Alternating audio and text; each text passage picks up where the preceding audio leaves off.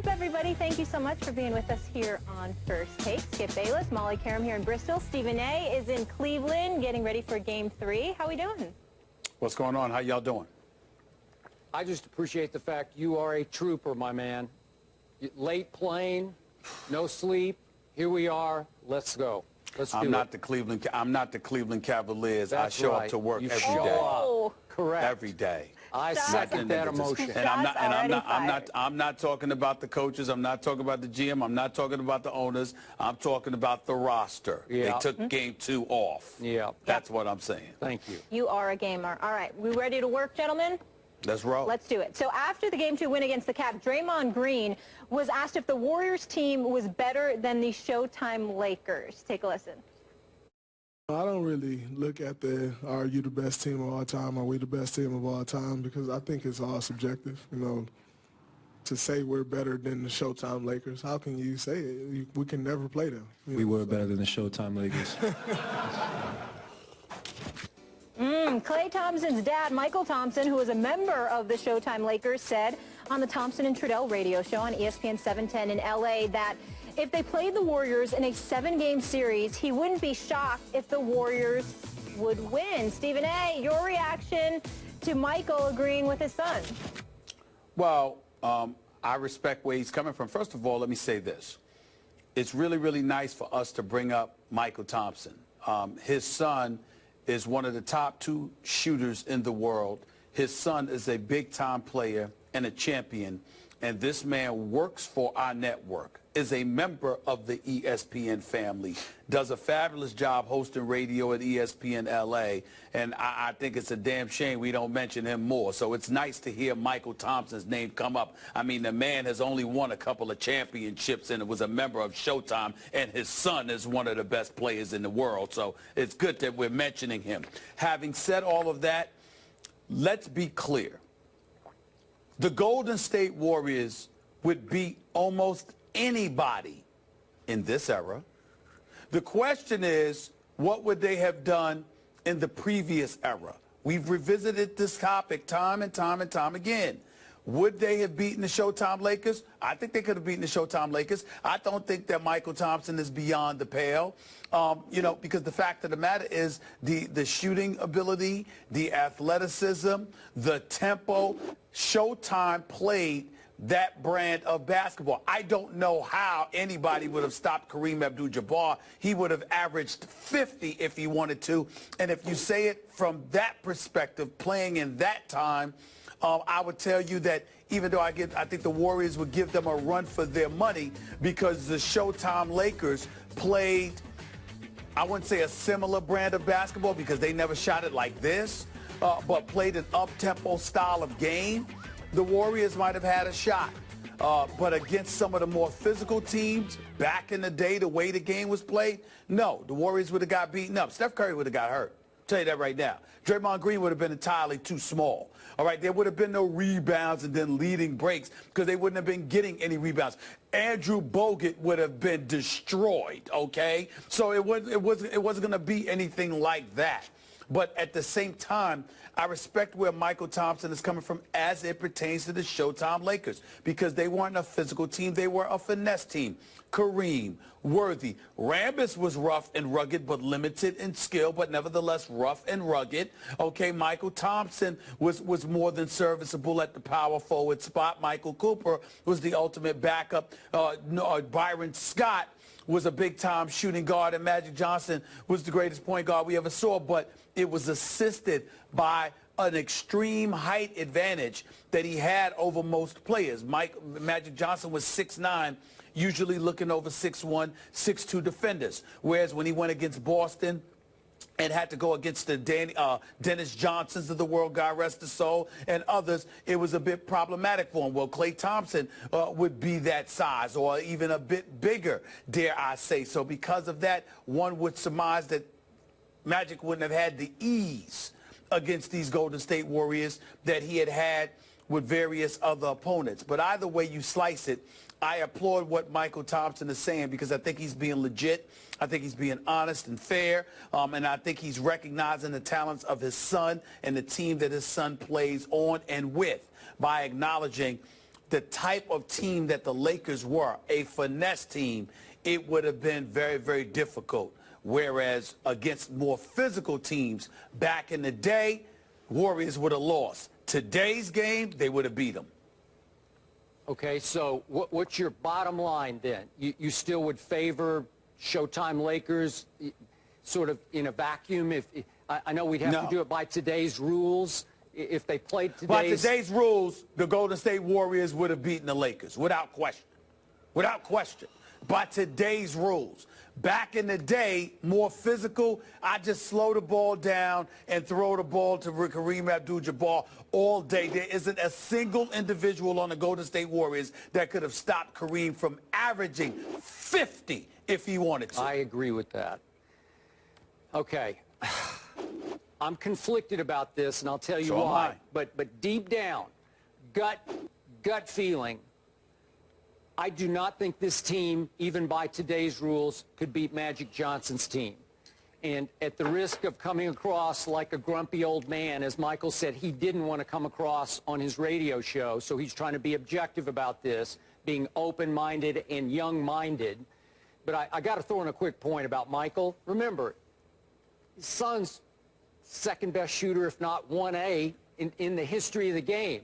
So isn't some of Michael's objectivity a pride-fueled father's love for his son? And you know, well, come on now. I mean, I've had so many fathers who are close friends of mine with sons, they just lose all perspective, which is fine. It's life. It makes the world go round. But I don't know if he's lost some perspective on his son and his team. Just for the record, because he's selling out Showtime, and he was just a cog. You know, he was a contributor to Showtime, was Michael, coming off the bench. But Skip, here's why I reacted that way, you know, with my body language towards you. You know, yeah, that's his son, of course, but what about a father's pride by acknowledging, you know, no matter how great you are, son, know your place. You're not I this. got it. You see what I'm saying? So why can't we take Michael Thompson at his word to genuinely be objective, because he's got just as much pride in himself as he does in his son? I'm going to do that. Okay, I got you. Now, what do I think in my heart of hearts? I have so much respect for the great Magic Johnson as one of the greatest competitors and winners in the history of any sport, not just basketball, as one of the greatest, if not the greatest leader of a team. Steph always talks about we try to impose our will on the other team, and I think they are in the process of imposing their will on the Cleveland Cavaliers. Listen, I don't think you can impose your will on Magic's team. That's what it does best on you. It imposes its will. And Stephen A., my favorite team all time to watch, and again, Michael Jordan, my favorite player, and I covered Michael Jordan's Bulls, they weren't always that fun to watch. They could grind you down a little bit and play a physical, roughhouse style of basketball where they played a little bully ball on you occasionally when they needed to resort to that. Showtime, no bully ball. It was electrifying, and I know you covered games in the fabulous Forum back in the day in L.A., and I mean, they would just blow the roof off the place. It was as great a show to watch as you will ever see in any sport, any era. And so my point is, when they got out running on people, they could run you out of the gym. And I'm not saying they could run Golden State out of the gym, but I don't think Golden State could shoot them out of the gym either.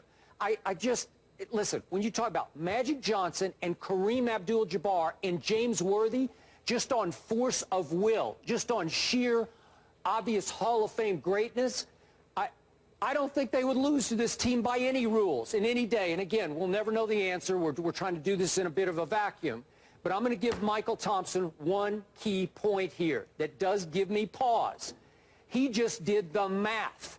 He just said, hey, it's 3-2, 3-2, 3-2. And just for the record, for our younger viewers to keep this in perspective, the best Showtime to me was 1987. I don't know what you think, Stephen A., but they won 65 games that year. They beat the Celtics in the finals 4-2. So let's take that one as a measuring stick. That team averaged attempting 5.5 three-point shots a game. Think of that. They attempted 5.5 per game through the regular season. they made 37% of their shots, which led the league from three. So they're making the highest percentage of only 5.5 attempts per game.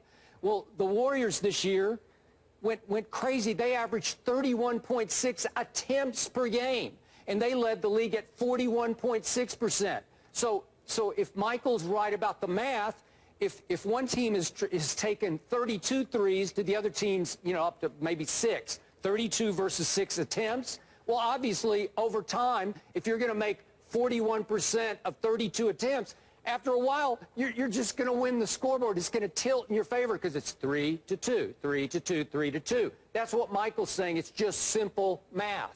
And if that's right, then I can't argue with it, because sometimes I look at Golden State and it's like they've beaten the system. As you know, they're taking three-point shots, those two guys are, that are 10 and 12 feet beyond the three-point line. So they're turning what I used to think were bad shots, benchable shots, into great shots, because they'll make like 40% of those from 10 feet beyond the three-point line. Well, that's not fair. You say, well, you can't beat that. Now, would Magic and company figure out how to deal with that? Could they, hey, do people know or remember Stephen A. Michael Cooper as a defender? I'm sorry. You want to talk about roughhouse, tough, hard-nosed, in-your-face defender? Could he not take either Steph or Klay in spurts in the game? Yeah, but there's a couple of things a few things you have to take into consideration. Number one, if we're talking about the Lakers of 80 and 82, Golden State could have beat that team. To me, the Lakers' two premier teams was 85 and 87. Okay. When they won the chip in those years. Those are their two best teams. I'm certainly not saying that Golden State would beat those teams, but we also have to take into account styles of basketball and how it was being played at that particular juncture, and more importantly, what served to derail the Los Angeles Lakers and their Showtime finesse teams in the times that they end up going down. When you look at going up against Boston, certainly having Robert Parrish, the Chief, and having Kevin McHale and Dennis Johnson and Ainge and those boys, yeah, it mattered. But let's also remember Bird. Let's also remember the fact that Bird, Johnson, Ainge, etc., they were pretty good at hitting perimeter shots. That was what served to derail the Los Angeles Lakers. As physical as they were, and as much as they got up in LA's chest, and that physicality served to derail them, it was also their ability to hit perimeter shots and to hit free throws. Okay, those are the kind of things. When you talk about the Lakers, even though this was past Showtime Lakers, but we're talking specifically here about Magic Johnson. When did he have a problem? When did he have the most problem? There were 3 times in Magic Johnson's career that he had the most problems. When he was being defended by Dennis Johnson, when he was being defended by Joe Dumars or Dennis Rodman. You remember when they won, they beat them, and Dennis Rodman had to stick him? And then after that, Scottie Pippen. So what I'm saying to you is, what does it tell you? It tells you that as great as Magic Johnson was, as phenomenal as he was, a basketball savant, a visionary, an incredible passer, an orchestrator on the floor, high basketball IQ, etc., etc. It also helped serve him very, very well when he had a huge physical advantage over guards he could look over. But when you were able to impede his vision in any way because you were not a miniature guard, it caused problems, not just for him, but for the rest of the Lakers, because he couldn't step up and run the show the way we were accustomed to seeing him run the show. Now, Magic could offset that because Magic was very good at dictating plays, slowing the ball down. But we know how methodical their offense was in a half-court skip. If they weren't running the basketball, what Magic would do is slow it down and then throw it inside to Kareem Abdul-Jabbar. And that's how it went down, okay? Now, you're going against the Golden State Warriors. You've got Draymond, you've got Klay, you've got Iguodala, you've got Harrison Barnes. You've got 4 sizable bodies, fresh, to throw at Magic Johnson. You have no answer for Kareem. That is fair.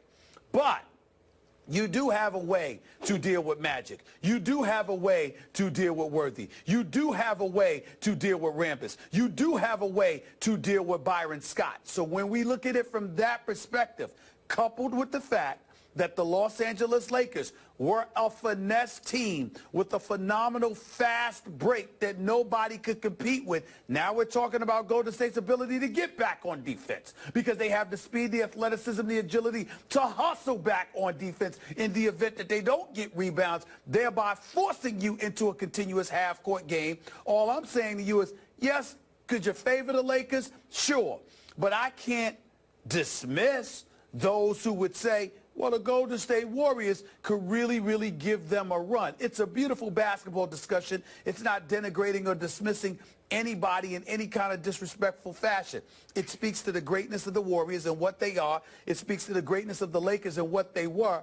But as usual, we find ourselves from time to time in this day and age comparing generations and wondering how it would happen if it were indeed to go down. And I think you have to take those things into consideration. It comes down to Magic against 4 able bodies, similar to the kind of things that derailed him on not 1, not 2, but 3 occasions in an NBA Finals. Magic lost 4 NBA Finals in his career. His all-time record in 9 finals was 5-4. 3 of those times, okay, what happened, Skip? You lost to Boston, you lost to Detroit, you lost to Chicago, okay? And I gave you the 3 bodies that you threw at them. You can't ignore that. Okay, but he lost to Larry Bird and Michael Jordan, and that was without Kareem at the end of the Showtime run. Yeah, but I'm talking size in terms of defenders. But remember, look at Philly, the Detroit series, remember game 1, Magic pulls his hamstring, Byron Scott pulls his hamstring. Yes. So I'm not counting that one. I'm sorry. I'm counting it. I thought they was going to lose to Detroit anyway that year. I'm counting that. Okay, I'm yes. not. Okay, but in the end, I'm betting my money, hypothetically, on Magic Johnson to beat Steph Curry. That's just me. I'm sorry. And I'm surprised we haven't heard via Twitter from the great Magic Johnson to defend himself. Man, he's probably in Italy chilling. He might be. He goes on vacation. I'm starting to wonder if his silence man. He's probably not even in the country. I don't know where he's at. That he's a little intimidated by that. I'm wondering if his silence indicates that he agrees that they couldn't beat this Golden State. Don't disrespect Magic. Don't disrespect the great Magic Johnson now. But seriously, what I will say to you is this. I didn't even mention Philly in '83. Moses, 4-5-4, okay? Even though he said 4-4-4 and it ended up losing one of those games in the playoffs. The reality is simple. When you have put bigger, able bodies on Magic Johnson, we all know how phenomenal and great he was. I'm just saying, according to his standards, whether it was Julius Erving or Bobby Jones, you know, whether it was, you know, Dumas and Rodman or Dennis Johnson or Scottie Pippen, when you had size and you sort of impeded Magic Johnson's vision to some degree, he wasn't the same. He was still always great, but he didn't measure up to his standards always. That's what I'm saying. Magic, are you listening? All right, can we take this a step You're further, such a please? troublemaker. Well, I You're want such to a know. I want to know. So you do cook Such a up something. troublemaker. Yeah, that's the only cooking I do in my life. All right, so when Michael Thompson was asked if he was giving the Warriors too much credit, here's what he had to say. This team is for real. I don't know why. See, there you go. Once again, people out there not giving the Warriors full credit. It's weird. And maybe it's because they're too. I think it's because the Warriors look.